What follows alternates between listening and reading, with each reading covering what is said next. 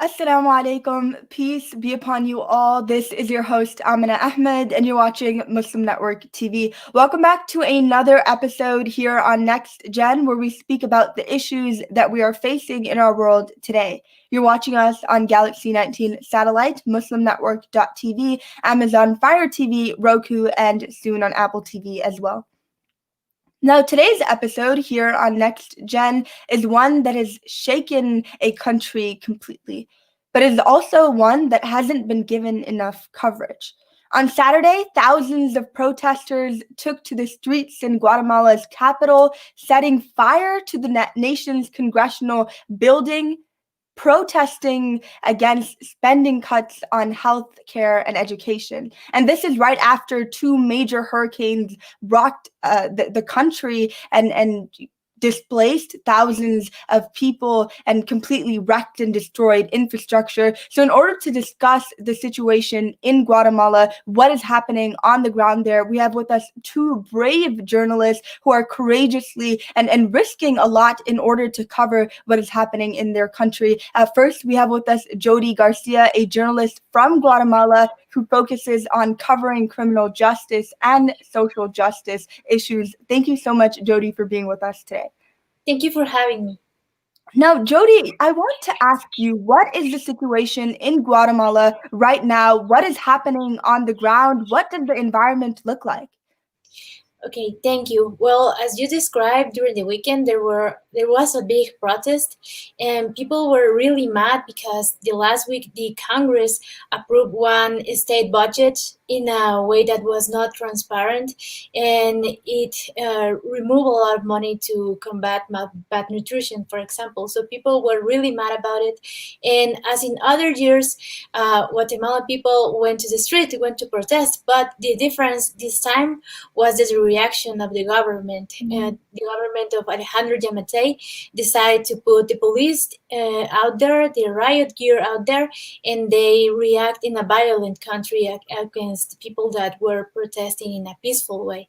So that was what happened, and because of that, during the night, 36 people were detained, ended up in jail, and I can explain you a little bit more about it.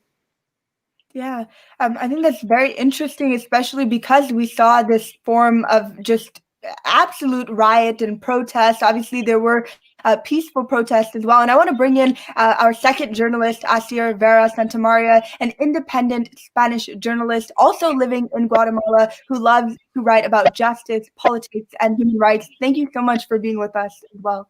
Thank you to you. Hello from Guatemala. Now, I want to ask you, Asier, what led these young people to protest in such large numbers in Guatemala's capital? What drew them out here? Yes, here it's a very, very, very younger country. There are a lot of people. They are very, very, very young. Young protests demand a government that is committed to education in a country where the vast majority do not have the opportunity to go to university, while many young people leave their studies, almost children, to work and help their families. A lot of children are working here in Guatemala. We have approximately 800,000 of children working here in this country because they have to help to their families. The families here, six to 10 people are very, very poor, and the children have to work. So a few people, young people, can study here in Guatemala. Young people think that at the end of their studies, there is not employment in Guatemala, and if they find a job, their salary is minimal, which they can barely cover their expenses.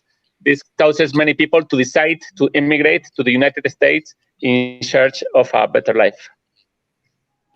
It's really interesting that you're talking about that many of these protesters, these young people, they are protesting and demanding rights for themselves, right? And an end to this rampant poverty that we're seeing in the country. Jody, I know that you have been covering a lot of court cases as well. Tell us about what the government's response to this burning of the congressional building as well as these protests has been. Yes, well, as I told you, there were 36 people that were detained. Most of them were students, most of them were young people. And during the hearings in the courthouse, the lawyers of the Congress tried to present them as they were the ones who burned the building of the Congress, but they didn't have proof to show that, because there's a lot of suspicions as well of how this incident happened, because usually the government building is surrounded by a lot of police, and this time, like, everything seemed like to prepare. So there's a lot of questions about who did this and why. But definitely, the people that were detained, they didn't have anything to do. There were nothing against them.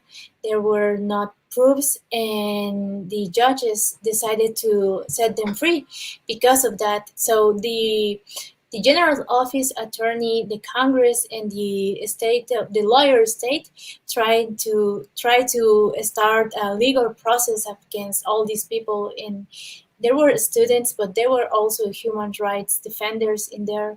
There were also religious people. I mean, that they went to the process just to claim their rights in a peaceful way.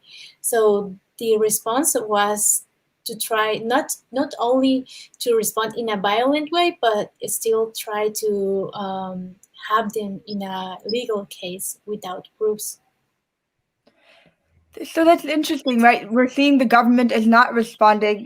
It doesn't seem that they're responding adequately to the demands of the protesters, but rather detaining and putting on trial people who don't even have to do anything with, like you said, with the burning of the building. But I want to ask you, Asier, I want to bring you in to this and ask you, do you feel that there were multiple variables that led to people demanding justice? So many people on the streets, thousands of Guatemalans, that's not a small number. What are the variable factors that led to this? There were multiple variables because people are in the streets. People not only took to the streets for the 2021 budgets, but these were the last straw that overcome the passions of the population that says that nothing improves with each government. But politicians use power to steal, while children continue to die of hunger. They continue to kill thousands of people every year here in the streets because there are a lot of violence here, and the poverty and extreme poverty that affects 6 out of 10 people. So there are a lot of problems here in Guatemala. Not only the budgets. It's very difficult to live here in Guatemala. To be, for example, a woman or to be a child here in Guatemala, it's very, very, very difficult because the government only think about themselves, but they don't think about people here.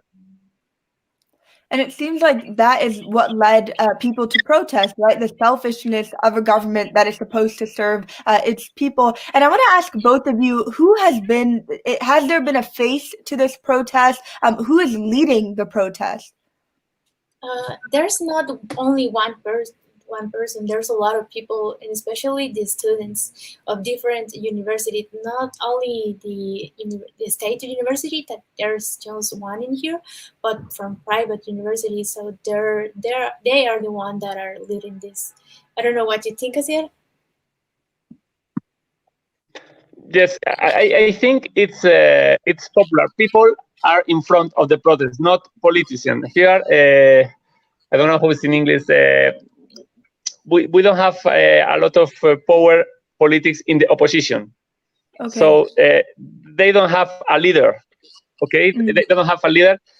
Only people go to the street alone with friends, and they are together. It's the population, the people, the normal people. We don't have any leader in the mobilizations, in the protest. Yeah. Also, So it's a different, like in other countries. We don't have a leader here. Okay.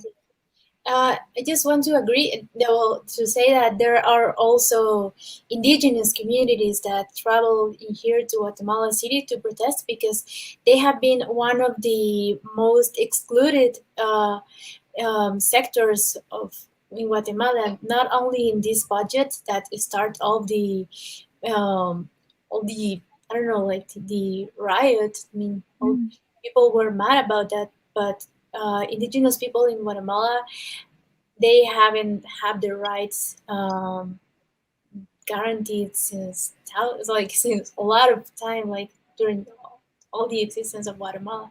So I think they have a really important face in this process too, even though they don't have one specific person that represent them. It's a lot of. Yeah, it seems to me from what both of you are saying that it's the general average Guatemalan population that's leading the protests. And I think that that is what probably makes it a bit more powerful and revolutionary, the fact that it's the average Guatemalan leading it, not just one person. But COVID-19, right? A lot of people here in America with the protests as well, there were certain precautions being taken. How has that looked in Guatemala? Jody, please. I'm sorry. I'm sorry, I didn't understand your question. So with COVID-19, have protesters been taking precautions, and how does that look like? Well, people were using face masks, but during the riot, it was really difficult to maintain distance. Right. So, and especially in where when these people, 36 people that I told you were detained, they were locked in a really small place. So even the court system didn't guarantee them the hygienic conditions to be safe there. They were 31 men in a small room waiting for their hearing for almost 3 days, and without sanitizer, without water to wash their hands. So they were in danger. While the protests were happening, I did saw people using face masks, sanitizers, but yeah, I think that was when the things were not so agitated. Sure. And we will continue to talk about protests, riots, demonstrations taking place in Guatemala, as well as international coverage or the lack of that right after our short break. You're watching us on Galaxy 19 satellite, MuslimNetwork.tv, Amazon Fire TV, Roku, and Apple TV as well. We'll be right back. Jody, please, because I didn't.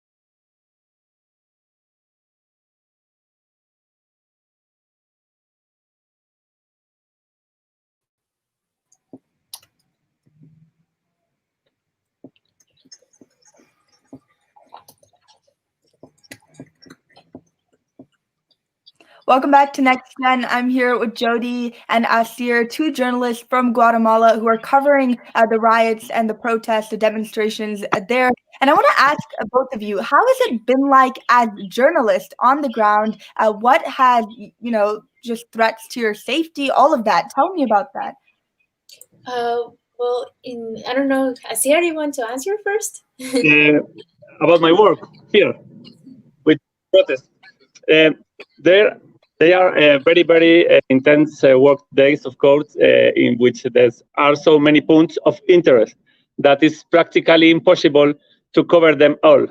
On the day of the demonstration, there was too much tension when the policemen indiscriminately fired tear gas, while a minority of young people threw stones and other objects at the officers. At that time, it's very difficult to capture a good picture, but first you have to think about personal safety, of course. In fact, a fellow photojournalist was beaten by a policeman while doing his job, and his head was cut open. The following days, I have had health problems, and I have not been able to go to court or to the different protests that haven't taken place, such as the one that is taking place at the moment in front of Congress. So I had to follow everything on the internet or through colleagues like Jody. Jody is working a lot these days, who did spend 3 days and days and night in the court reporting the situation of the detained people. And Jody, do you want to tell us about that? And you were talking a little bit about, the safety aspect of it before we went on live. Tell the audience about that. Yeah, okay. So, well, in my experience, it was pretty strong because I have 8 years of being a journalist, and I never felt like my safety is a threat as in this coverage. Yeah, I mean, the reaction of the police was something that a young woman or a young citizen in Guatemala City had never saw during protests like for years. All of the protests have had a lot of impact, but they always have been peaceful. And so it was pretty shocking at the beginning to see that the reaction of the government, the reaction of the police, and it was challenging because at the beginning I didn't have all the equipment to be safe, but during the coverage I got to have like a helmet and special glasses, things to protect my nose from the tear gas. So that was something as a journalist I never experienced before, and it worries me and make me think that it is true when people say that you have to defend your democracy if that is what you want. So it was more real this time, and after that, to cover in the courthouse and see how the general attorney office was trying to process these people that without having any proof against them, just make me think a lot about the unfair society that I get to live. So I think that made me give another meaning to why I'm doing journalism, and especially in this context of pandemic, natural disasters, because we just faced 2 storms and now this. So yeah, that was my experience. It was worrying, but in the journalistic side, really exciting to be part of. I think we want to be in all the places, and it's impossible. Sí. Sí. It's impossible to go to other places at the moment because there are a lot of areas very bad because the ETA and IOTA. It's terrible, but we can't go there and to be here at the same time. Sure. And, talking about journalism and how important your job right now is to cover what is happening on the ground and why people are protesting, international media here in the United States as well, has not covered much of the protest or the riots. Why do you think that is so? Why do you think that they are so lacking in covering these conflicts? If any of you can take that on, yeah. In Guatemala, the traditional media do not spend as much time. For example, to be in court following up on detained people, but in general, with the exception of the government media, they all try to cover events from all areas. In recent months, the traditional media have been reducing their staff, and right now they treat much better what is happening in Guatemala, independent media that are not due to anyone, and therefore can show with greater freedom what is happening in the streets from the from the country. At the moment, the independent media, for me, they are working better than the traditional media with the protest in everything in general, because the traditional media they don't have a lot of journalists at the moment because the crisis for the Right. coronavirus, they don't have money to pay journalists. Sure. So that you're saying that they're letting go of many journalists, so that's why coverage has been low. But I want to shift this a little bit and ask both of you, when do you think that these rioters, these protesters will be content? What is it going to take? What action is it going to take from the Guatemalan government? Okay, Asier, do you want to answer? It's about answer you, Jody, and I listen to you because my English I have problems to understand. Okay, your question is about like when the riots will stop, or Yeah. When are these protesters going to be content? What action is it going to take from the government? okay, well, right now the people is more, I think, with more intentions to go out to protest. There's another one called to this Saturday. People, because of this intention of to process some of the protesters, people is more like inspired about keep doing this, because this is start with the budget for the next year, but it's bigger than that. The protesters are speaking right now to face the structural problems that we have, like corruption. So my biggest question in here is that how the government will keep reacting, because right now they are being investigated. I mean, the own general attorney office has an investigation against the police. So I mean, we already saw this kind of brutality. So I am wondering, like, what this going to what will happen, because we still have a new government. This president has just 1 year in charge. So, if this was his first protest, I do worry and I wonder how next will be. So, but what I do know is that people will keep protesting. Sure. And before we end here, Jody and Asier, I want to ask you, what can people in the diaspora, people who don't live in Guatemala, who want to follow up, who want to perhaps support the protesters as well, what can they do? What are some action items? Well, I have seen expressions of support from Guatemalan people in other countries. There are people in the US, in Europe, in Argentina. So it's pretty exciting to see how they use social media to support people in here. And I think using your voice, don't matter where you are, or if you want to help, you want to support, you will. That can help a lot, because that will prove that this is not just a problem or a few people that want to protest. This is about a nation and how we are being affected by the corruption of the government and now by the brutality of the police. All right. Thank you so much, Jody, and thank you, Asier, for being with us here today on NextGen. An absolute pleasure to have both of you. And thank you for the work that you're doing for covering what is happening and, allowing all of us here in the diaspora to know the situation in Guatemala. Thank you to our audience for watching. And until next time, Assalamu alaikum. Peace be upon you all. Thank you, Amina. Thank you. Thank you very much, Amina. Thank you.